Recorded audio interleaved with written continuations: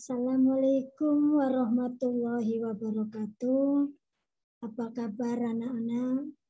Semoga kalian tetap dalam keadaan sehat dan semangat mengikuti pembelajaran jarak jauh di masa pandemik seperti sekarang ini ya.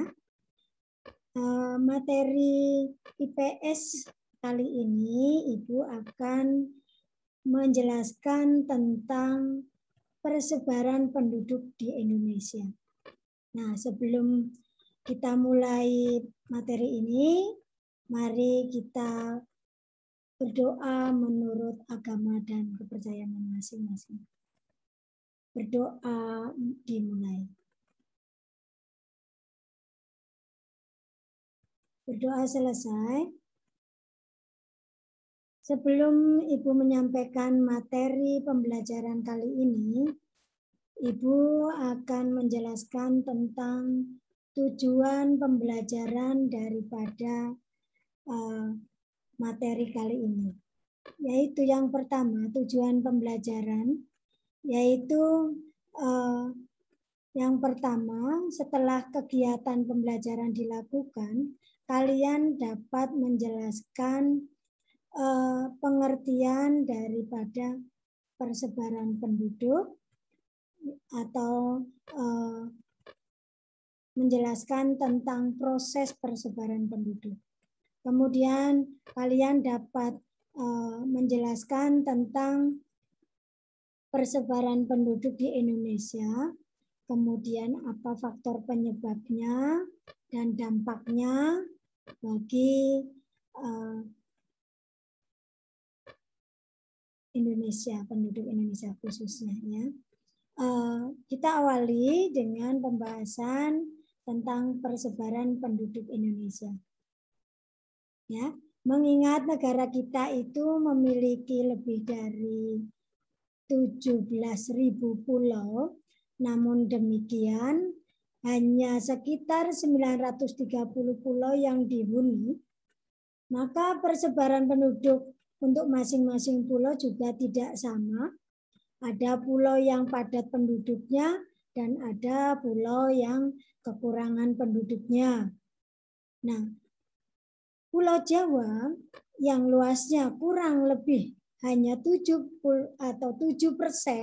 dari seluruh wilayah Indonesia, yaitu sekitar 123.187 km persegi, tetapi dihuni oleh 60% dari seluruh penduduk Indonesia. Padat bukan? Ya. Namun sebaliknya, Pulau Papua yang luasnya 422.981 kilometer kuadrat ini atau kilometer persegi, kilometer persegi, jumlah penduduknya hanya 0,85% dari seluruh penduduk Indonesia. Nah, persebaran penduduk di Indonesia, apakah persebaran penduduk di Indonesia itu sudah merata? Apa saja penyebab dan dampaknya? Kita bahas. Persebaran penduduk di Indonesia, kenapa tidak merata? Karena disebabkan yang pertama, yaitu masyarakat masih mencari daerah yang letaknya strategis. Ya, mengingat ya, persebaran penduduk di Indonesia itu dapat dibagi menjadi dua, yaitu persebaran penduduk berdasarkan letak geografis, ya, di mana persebaran penduduk karena letak geografis ini, yaitu karakteristik penduduk ini atau berdasarkan pada batas-batas seperti batas pantai, batas sungai, dan batas danau dan sebagainya. Itu menurut batas geografis ya. Sedangkan batas yang berdasarkan administrasi pemerintahan itu karakteristik penduduk itu diukur berdasarkan atau menurut batas-batas wilayah administrasi yang ditetapkan oleh suatu negara.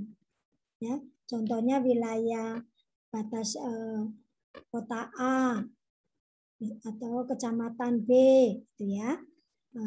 Itu jadi persebaran penduduk ini dapat dibedakan menjadi tadi dua ya. Jadi secara geografis dan secara administrasi pemerintahan. Ya. Nah, jadi karena persebaran penduduk di Indonesia tidak merata karena masyarakat tadi mencari daerah yang letaknya strategis. Ini berarti berdasarkan letak daripada geografis. Yang kedua, biasanya daerah yang sudah mengenal teknologi modern, ya. Jadi karena daerah tersebut sudah mengenal teknologi modern, ya. Jadi memudahkan untuk lapangan pekerjaan juga. Jadi yang ketiga juga karena persebaran penduduk ini diakibatkan oleh faktor ekonomi, yaitu tentang kemudahan mendapatkan lapangan pekerjaan. Ya, kemudian bisa juga di dalam bidang pendidikan. Ya, karena biasanya misalnya sekarang di daerah Pulau Jawa banyak urbanisasi atau daerah Jawa banyak berurbanisasi ke daerah perkotaan yaitu Jakarta ya. Karena daerah Jakarta itu atau sebagai pusat pemerintahan itu menjanjikan akan misalnya lowongan pekerjaan itu banyak, kemudian fasilitas prasarana dan sarana dan prasarana juga memungkinkan, kemudian untuk faktor pendidikan juga banyak ya. Jadi apalagi banyak industri-industri yang dapat memberikan kemudahan dalam memperoleh pekerjaan. Ya, jadi akibatnya dari persebaran yang tidak merata ini, maka terjadilah pembangunan yang tidak merata juga. Ya. Karena yang kedua juga banyak daerah yang belum mengenal teknologi, jadi masih tradisional. Ya. Sehingga banyak daerah yang kekurangan daripada tenaga ahli, ya. Itu akibatnya. Nah, kemudian karena adanya persebaran penduduk yang tidak merata, itu kan akan mengakibatkan banyak migrasi penduduk. Ya. Nah, apakah migrasi itu? Migrasi adalah perpindahan penduduk dari suatu daerah lain. Nah, migrasi ini juga ada migrasi yang bersifat nasional, juga ada yang bersifat internasional. Ya. Nah, apa sih penyebab dari migrasi? Bisa karena bencana alam, bisa karena kalau internasional biasanya peperangan, atau bisa karena faktor perang ya, atau tadi peperangan. Kemudian yang kedua penyebab migrasi bisa karena lahan yang semakin sempit. Ya, yang ketiga karena mungkin situasi pertentangan kondisi alam yang tidak memungkinkan, misalnya alam tersebut lingkungan tersebut mudah terjadinya longsor atau terjadinya gempa, ya. Nah, itu mengakibatkan terjadinya banyak perpindahan penduduk atau migrasi, ya, dari suatu daerah ke daerah yang lainnya. Nah, di sini ada beberapa macam migrasi yang bersifat internasional dan migrasi yang bersifat nasional. Nah, migrasi yang bersifat internasional itu ada imigrasi, ada emigrasi, ada remigrasi. Nanti kalian bisa mencari ya, tugas dari Ibu yaitu mencari apa sih itu imigrasi, apa itu emigrasi, dan apa itu remigrasi. Oke, yang kedua adalah migrasi nasional. Migrasi nasional itu antara lain bisa karena terjadinya urbanisasi, tadi perpindahan penduduk dari desa ke kota, ya. Kemudian bisa terjadi karena transmigrasi, ya, migrasi nasional ini transmigrasi. Transmigrasi ini adalah perpindahan penduduk dari daerah yang lahannya sempit ke lahannya yang luas. Contohnya tadi dari Jawa yang padat penduduknya biasa bertransmigrasi ke yang luas penduduknya, luas lahannya yaitu ke daerah Sumatera. Kemudian adanya ruralisasi, ya. Kemudian adanya evakuasi ini karena adanya longsor dan gempa bumi dan sebagainya, ya, akibat lingkungan alam sering terjadi bencana alam, ya, maka bisa terjadi evakuasi secara besar-besaran, maka mengakibatkan adanya migrasi penduduk. Jadi ini transmigrasi ini tadi apakah transmigrasi itu sudah jelaskan. Jadi transmigrasi adalah perpindahan penduduk dari suatu wilayah yang padat penduduknya ke area wilayah pulau lain yang penduduknya masih sedikit atau belum ada penduduknya sama sekali. Ya.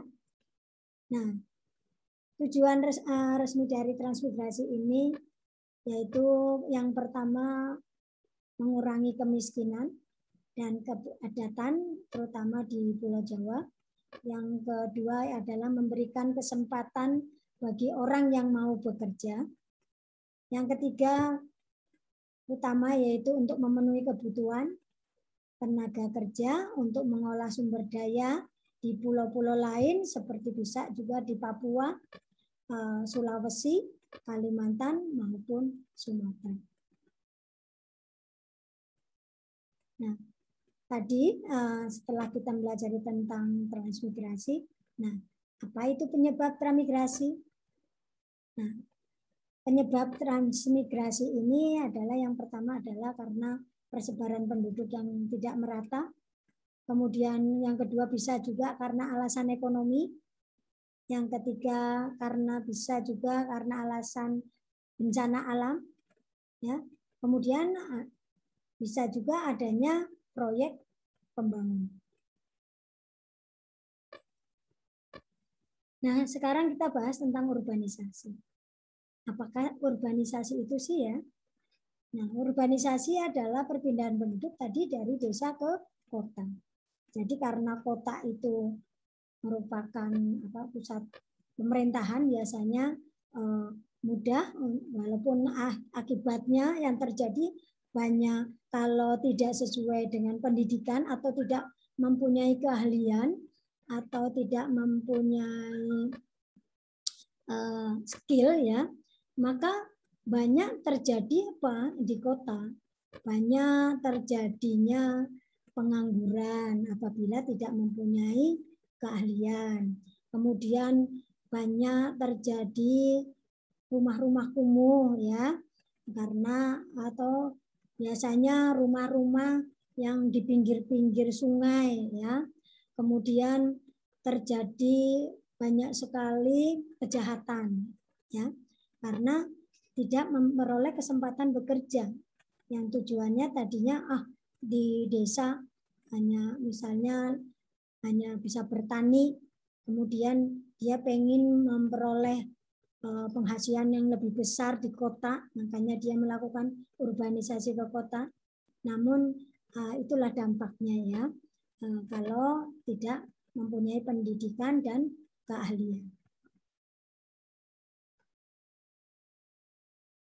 Jadi tadi faktor penyebab atau pendorong dari urbanisasi ini tadi satu, karena lahan pertanian semakin sempit karena banyaknya penduduk atau padat penduduk.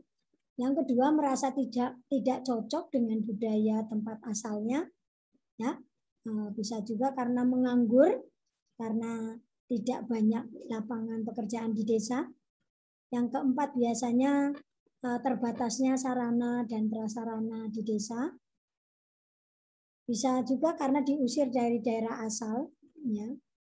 Kemudian yang kelima bisa memiliki impian yang kuat menjadi orang kaya, ya. Itulah faktor yang mendorong adanya atau terjadinya urbanisasi. Sekarang keuntungannya. Keuntungan ini yang pertama bisa memodernisasikan warga desa. Apabila ilmu yang dia peroleh dari kota itu dia realisasikan ke desa, ya. Yang kedua, menambah pengetahuan warga desa, ya, yang tadinya tidak mengerti mengenai teknologi, yang selama ini hanya misalnya bercocok tanam menggunakan alat yang tradisional. Di perkotaan dia sudah mengenal adanya teknologi yang bagus, ya, makanya menggunakan misalnya traktor untuk membajak sawah, ya. Kemudian yang ketiga, menjalin kerjasama yang baik antar warga suatu daerah. Jadi karena berdatangan dari daerah manapun, ngumpul atau bertemu di kota, ya, maka antara warga daerah yang satu dengan warga daerah yang lain akhirnya terjalinnya suatu tukar pikiran, bisa juga terjalin adanya kekeluargaan, bisa persaudaraan, ya. Itulah keuntungannya. Bisa mengenal atau saling mengenal, ya, antara warga yang satu dengan warga dari daerah yang lain. Kemudian yang keempat, mengimbangi masyarakat kota dengan masyarakat desa. Jadi dia bisa membandingkan antara masyarakat kota dengan masyarakat desa. Memang kalau masyarakat kota kebanyakan memang bersifat individual, ya. Kalau masyarakat desa itu kan masih bergotong royong segala sesuatunya, ya. Kalau di desa, di kota sudah banyak yang individual sifatnya, ya. Mementingkan kelompoknya masing-masing. Nah, karena di samping kerugian, keuntungan juga ada dampak negatifnya atau kerugiannya, yaitu apabila orang tersebut tidak menguasai atau tidak mempunyai keahlian dan pendidikan, ya. Banyak terjadi adanya pengangguran yang akan menimbulkan banyak kejahatan di kota, ya. Kemudian banyak adanya terjadinya banjir karena pembuangan sampah yang tidak pada tempatnya. Kemudian banyak terjadinya rumah-rumah kumuh di perkotaan. Ya, itulah pembahasan tentang persebaran penduduk. Semoga bermanfaat. Dan Ibu sebelum akhiri, Ibu mengingatkan kembali, jangan lupa jaga kesehatan, patuhi protokol kesehatan, yaitu selalu mencuci tangan, kemudian selalu menggunakan masker dan jauhi dari kerumunan. Ya. Ibu akhiri, wabillahi taufiq wal hidayah. Wassalamualaikum warahmatullahi wabarakatuh.